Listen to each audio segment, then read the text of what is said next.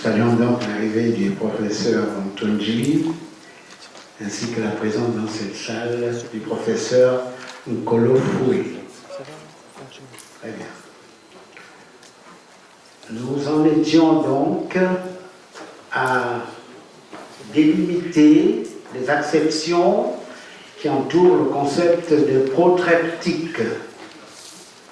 Après avoir identifié les 5 axes de cette leçon, nous en étions à l'élucidation du concept de protreptique dans son acception moderne tel qu'il est entendu, tel que ce concept est entendu dans l'épistémologie moderne.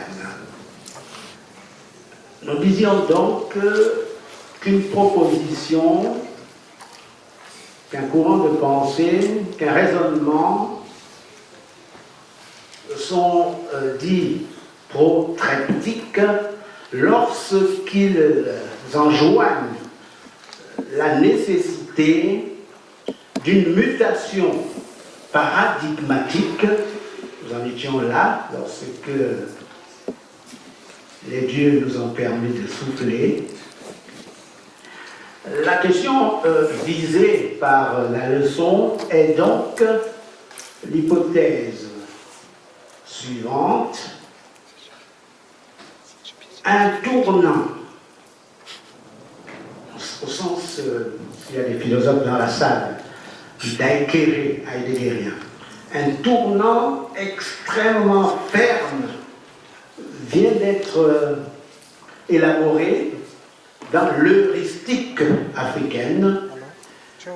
La question que va soulever cette leçon, c'est que les connaissances protreptiques qui ont été commises d'ici là ne sont pas encore intégrées dans notre système académique, qui fonctionne alors sur le mode du décalage entre ces connaissances dites protreptiques et l'état des questions.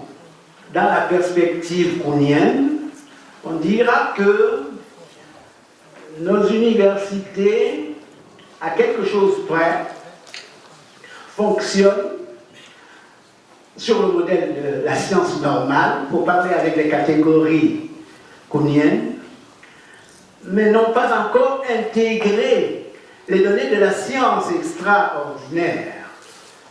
Et la question de cette leçon est d'en énumérer quelques-unes de ces connaissances protreptiques, de façon à ce que nos académies soient invitées à enraciner, puisque c'est la question du colloquium, enraciner les connaissances dans notre propre sol, dans nos propres institutions, plus encore quand elles sont considérées comme les institutions académiques. Il y a une distinction formelle entre les connaissances ordinaires et les connaissances académiques. Alors, se risque un adjectif qui est celui de prescriptif. Les connaissances académiques sont prescriptives. Cela signifie qu'elles sont, cette fois-ci au sens popérien, elles ont franchi le stade du test en laboratoire et elles sont considérées comme des connaissances de l'ordre de la scientificité. C'est donc une interpellation, cette leçon, de dire qu'il y a une série de connaissances protreptiques là, mais qui ne sont pas encore intégrées dans les cursus académiques. L'interpellation consiste donc, puisque nous avons la chance d'avoir ici des responsables d'institutions académiques, qui d'ailleurs le savent pour partie, Mais la question est plus politique, puisqu'il s'agit d'une question de politique académique. C'est une question politique. Même si le savant est informé des avancées des connaissances, mais la décision de les programmer est stricto sensu politique. Un exemple pour bien comprendre de quoi il est question ici. Cheikh Anta Diop est décédé, comme tout le monde le sait, le 7 février 1986. C'est seulement l'année prochaine que le Sénégal a requis par son chef d'État d'intégrer cette œuvre au niveau de l'enseignement.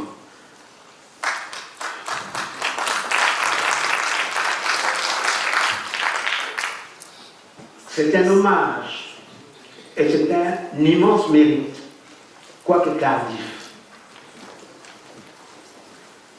La nature de l'exposé dont il sera question ici parle à peu près de la même chose.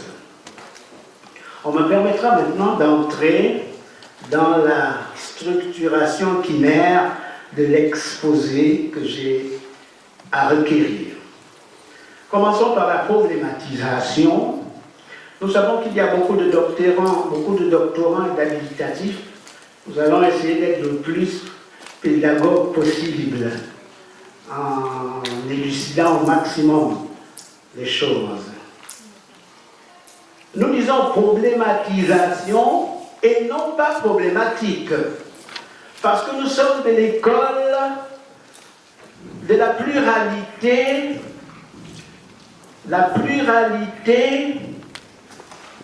rationnelle. Nous refusons l'illusion de la stabilité, l'illusion définitiste. Or, en mettant problématique, on peut laisser croire qu'il y a une manière de dérouler la problématique.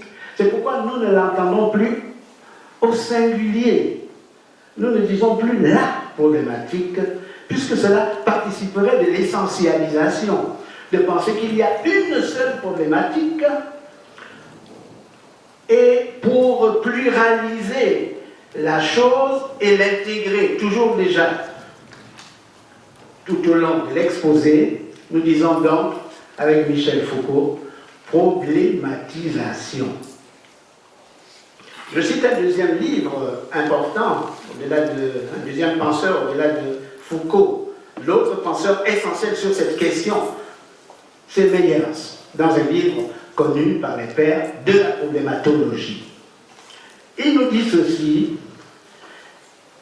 on ne traite plus les questions de façon monologique, parce que les problèmes qui sont examinés, leur mode de résolution s'ouvre en de nouveaux problèmes. C'est donc un travail de formulation des questions, des problèmes, et qui se retourne en d'autres questions, en de multiples questions, en de multiples problèmes. C'est pourquoi, plutôt que de dire problématique, nous avons choisi intentionnellement de dire problématisation. Nous allons très loin dans cette affaire parce que nous sommes hostiles à l'essentialisation. Nous désessentialisons. Et nous disons problématisation au pluriel pour que la chose soit totalement claire à l'esprit de ceux qui ont en partage cette sapiens, ce pensum de la leçon.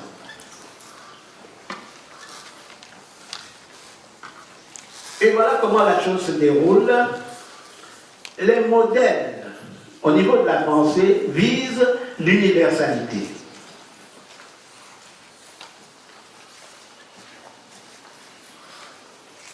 L'ensemble des connaissances de nos universités et de nos centres de recherche est le produit de 3 mutations.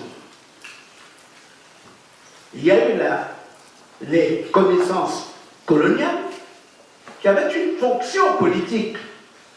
La colonisation ne s'est pas faite sans l'étude de la géographie du continent africain. Une fois qu'on avait connaissance de la géographie, on pouvait alors pénétrer le continent. Lorsque nous enseignons à notre tour ces choses sans les déconstruire formellement, radicalement, nous sommes en train de faire deux erreurs. Première erreur, nous reproduisons leur finalité politique de conquista, de la conquista. Et deuxième erreur, nous immobilisons les connaissances. Mais tout à l'heure, de manière assez patiente et formelle, je reviendrai sur les cas où ces connaissances doivent être sérieusement interrogées, réinterrogées, déconstruites au sens d'éridien. Déconstruire, ce n'est pas simplement contester. Vous voyez cette affaire de partitif, le dé du verbe construire.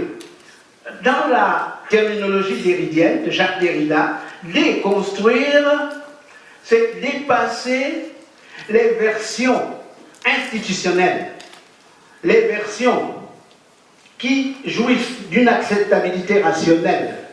Déconstruire, c'est construire à partir de cela qui n'est pas encore. Parce que tout ce qui est construit a une finalité, Derrida appelle ça la stabilité, c'est-à-dire l'ensemble des connaissances établies par l'institution. Or, la connaissance commence avec cet arrachement à l'illusion selon laquelle, dès qu'une connaissance est institutionnelle, elle est toujours déjà vraie. Dès qu'elle est constitutionnalisée, elle est toujours déjà vraie. Et c'est cette ruse selon laquelle les connaissances institutionnelles sont vraies, sont dépositaires du vrai, de la vérité au singulier. C'est de cela qu'il faut se départir. C'est de cela qu'il faut se départir. C'est pour cela que tout à l'heure, lorsque nous parlions du geste protractique, nous invitions à un changement paradigmatique pour ne plus répéter les choses enseignées et qui cependant comportent des erreurs accumulées, des conjectures accumulées.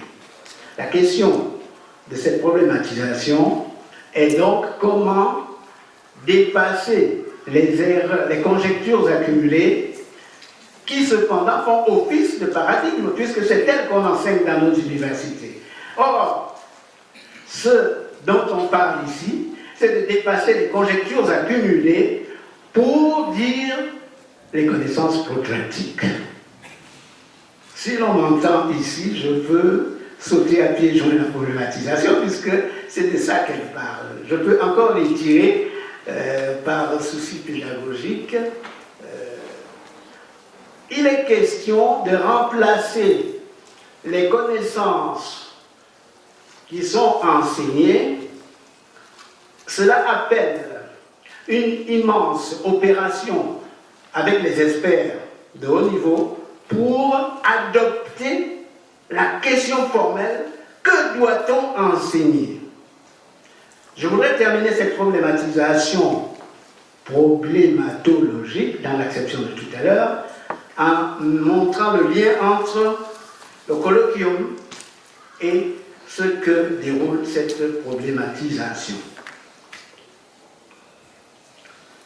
Il est question de dire que l'Afrique aspire à une mutation. Elle fait plus, elle est entrée dans la mutation.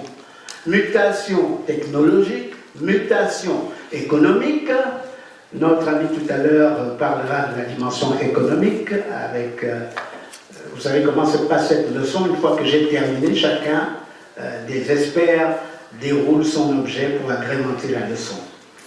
Donc là, les mutations dont on parle au sujet de l'Afrique, elles sont technologiques, elles sont d'ordre politique, elles sont d'ordre économique, monétariste, en termes de projection pour l'instant. Elles sont d'ordre théologique, elles sont d'ordre philosophique, elles sont multidirectionnelles. Or, comment voulez-vous qu'institutionnellement nous parvenions à cette mutation si les connaissances ne suivent pas? Il nous faut donc produire des connaissances elles-mêmes protractiques pour accompagner la mutation tout aussi protractique de nos institutions. La chose de cette leçon, c'est de coordonner les mutations historiques, de les faire coordonner aux mutations cognitives, épistémiques, mutations qui les mieux nous permettraient d'accompagner les mutations historiques. Or, ce que la leçon dit, et qui est posé comme postulat, c'est qu'aucune mutation n'est possible en demeurant dans les anciens paradigmes. Parce que les anciens paradigmes accumulent des conjectures. Or, lorsque les conjectures s'accumulent, Thomas Kuhn dit cela de manière frappante. Et il est étonnant que les historiens des sciences et les épistémologues n'insistent pas suffisamment là-dessus. Bien sûr, il y a la science normale, il y a la science extraordinaire, mais il dit une chose fondamentale. Il dit ceci: la science extraordinaire ne se peut imposer sans un acte puissamment coordonné. Lisons surtout la tension essentielle. Ce qu'il montre là-dedans, c'est qu'il y a une tension essentielle. Les connaissances accumulées ne tiennent pas à être falsifiées. Elles ne tiennent pas à être corrigées. Et il y a des gardiens du temple qui ont intérêt à les maintenir aussi. Je ne veux pas anticiper sur mes collègues qui vont chacun parler avec science, mais je peux simplement montrer que, dans le grand débat qui sera exposé tout à l'heure par le professeur Albourou, il faut savoir que dans ces affaires-là, il y a plusieurs centres d'intérêt. Et à ce niveau-là, il faut bien savoir où est-ce qu'on se situe. Donc je referme la parenthèse pour dire que la question majeure est de coordonner la mutation historique. Dans cette grande mutation historique, de faire coordonner aussi un corps de sciences humaines, sociales, adapté aux gestes protractiques de la conversion. C'est de ça qu'il est question. Si l'on m'a entendu ici, on me permettra maintenant d'aller dans le deuxième moment que j'ai appelé protractique, c'est-à-dire le geste de la conversion de nos instruments analytiques, de nos instruments de savoir, de nos méthodes d'enseignement, de façon à ce que nous soyons attentifs à l'idée que nous pouvons continuer d'enseigner comme on l'a fait jusqu'ici pendant plusieurs années, avec une philosophie des connaissances qui soit de l'ordre de la réification. Et la question majeure, c'est la déréification de ce que j'ai appelé les connaissances accumulées et qui cependant ne sont plus adaptées au nouveau contexte des mutations que traverse le continent africain. Dans mutation, il y a l'idée de muter, il y a l'idée d'abandonner une posture, une position, il y a l'exigence de penser autrement. Je vais le faire ici sous un angle épistémologique, en montrant, je prends 3, 4 ou 5 penseurs, en montrant comment ils ont opéré la mutation au sein de leurs objets. Je vais commencer par un grand épistémologue, Karl Popper, qui nous a enseigné des choses importantes. C'est vrai que Popper est annoncé, comme chacun sait, par Bachelard. Bachelard a commencé à mettre les choses en place pour que le popérisme soit possible. Mais la question importante ici, c'est quelle est notre conception de la vérité? Une fois que nous établissons qu'une chose est vraie, est-ce que nous nous donnons les moyens, non seulement de la vérification, mais les moyens de contester à tout moment les versions de cette vérité? La question majeure ici, c'est que les vérités ne sont pas définitives. Non seulement elles dépendent des contextes, mais elles sont à réajuster sans cesse. Les vérités sont en mutation. Elles doivent être sans cesse adaptées. Alors, comme dans toutes les disciplines, si on a une conception de la vérité qui a un arrière-fond de vérification, nous ne pouvons pas produire des théories capables de faire la mutation attendue à ce moment par notre histoire. Nous sommes en train, en Afrique, d'écrire une autre histoire. Pour écrire cette histoire, il faut des pensées de la mutation. Sinon, il nous est impossible d'écrire, de postuler la mutation en reproduisant des outils cognitifs qui sont pour la répétition.